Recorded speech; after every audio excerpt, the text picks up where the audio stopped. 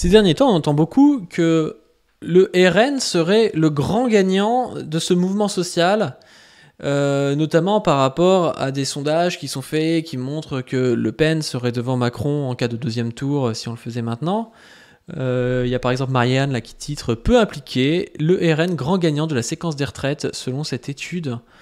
On va en parler un peu parce que je trouve que c'est assez faux en réalité. Et là, c'est super intéressant, il y a l'IFOP qui fait un sondage qui met « Les syndicats sont toujours perçus comme l'acteur incarnant le mieux l'opposition à la réforme des retraites, 51%, plus 8% par rapport à février, suivi loin derrière par le RN, 23%, qui se positionne néanmoins devant la NUPS, 18%, encaissant une baisse de 5 points. »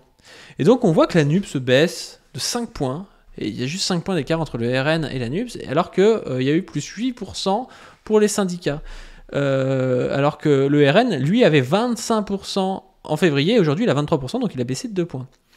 Et c'est super intéressant, parce que quand on regarde comme ça, on se dit « Ah bah la NUPS a baissé plus que le RN, donc le RN finit encore une fois d'être les grands gagnants de cette histoire. »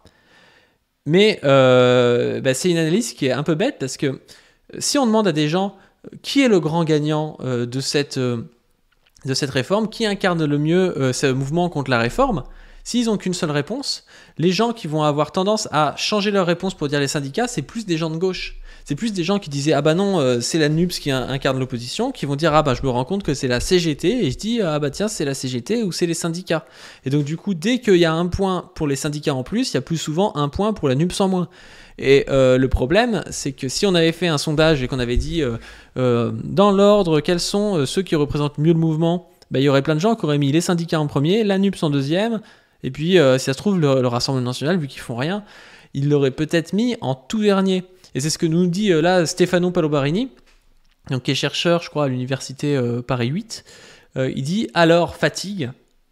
Si à la même question on peut répondre syndicat, NUPES ou RN, et qu'il y a une seule réponse possible, plein de gens de gauche répondront syndicat, ce qui mécaniquement fera baisser la NUPES. Écrire « Le RN se positionne devant la NUPS » relève donc de l'incapacité ou de la mauvaise foi. Si on veut savoir quel parti incarne le mieux l'opposition à la réforme, c'est simple, on pose la question comme ça, et on laisse comme réponse possible une liste de partis. Et c'est super intéressant parce qu'après ça permet en fait aux médias de nous dire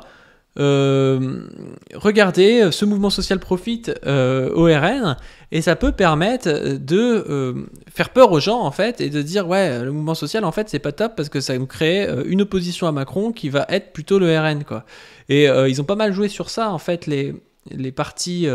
les médias on va dire un peu plus macronistes, en disant ouais mais le problème c'est que là c'est le RN qui monte quoi. Donc voilà, c'était court, mais c'était pour un petit debunk par rapport à ça, parce que je trouve ça ridicule. C'est évident que ce mouvement social, il profite plutôt à la gauche qu'au RN, même si ce côté anti-Macron profite aussi au RN, et que le RN, comme il avait de l'avance, ben oui, en cas de second tour, Macron-Le Pen, ce serait plutôt Le Pen. Mais quand on nous met par exemple un Mélenchon à 22% aujourd'hui, il faut se rendre compte que Mélenchon, c'est quelqu'un qui est toujours sous-estimé dans les sondages, parce qu'il a des électeurs qui sont souvent des électeurs de dernière minute, qui sont des gens qui votent pas beaucoup, en fait, des gens qui sont déçus par la politique, qui ne sont pas représentés, et qui ne sont pas représentés, et donc qui peuvent se chauffer au dernier moment, et en fait, au téléphone, ils vont dire « Non, je vote pour personne », et en fait, quand on leur dit « Ouais, Mélenchon peut passer, et si c'est pas Mélenchon, ce sera Le Pen-Macron », les gars, ils se bougent, et ils vont voter pour Mélenchon.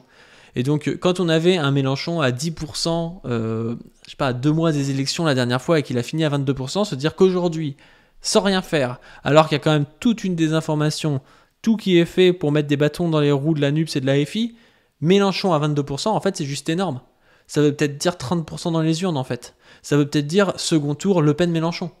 Second tour Le Pen-Mélenchon, ça veut peut-être dire, du coup, qu'on arrive à récupérer une partie de la bourgeoisie, ou que la bourgeoisie assume de soutenir Le Pen, mais voilà, c'est pas rien, en fait. Donc, cette histoire de oui, c'est le RN, bah non, le RN, en fait, dans les sondages, il est toujours plus ou moins pareil que dans la vraie vie. Même s'il est aussi un petit peu sous-estimé, mais il est beaucoup moins sous-estimé que Mélenchon.